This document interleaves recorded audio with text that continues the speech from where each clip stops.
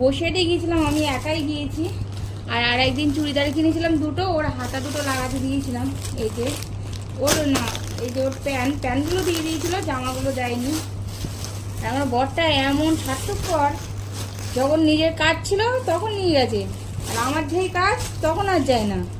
এমন স্বার্থপর। যেতে বলেছি ওর যত কষ্ট তখন, নিজের কাজ থাকলে তখন যেতে বলবা, তখন বলতে হবে না, এমনি এমনি নিয়ে যাবে। আর আমার কাজ থাকলে যেতে বললি তখন আর জীবনেও যাবে না।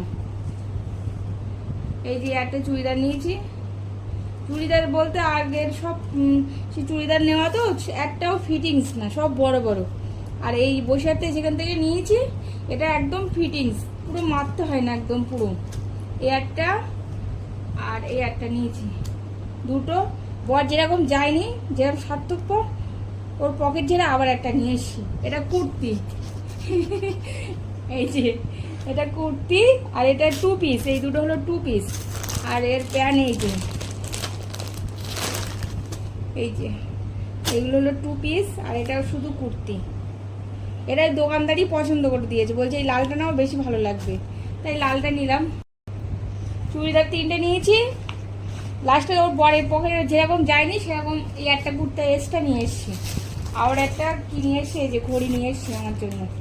একটা আছে কালোটা, তো সিমরান মুস্কান ওটা ব্যবহার করে বলে আমি আবার একটা আমার জন্য নিয়ে এসছি। এই কালারটা অনেকদিন ধরে নেবো করছিলাম, পুরো ডিপ ব্লু কালার, দারুণ। খুলে ওরা তুলে, এই যে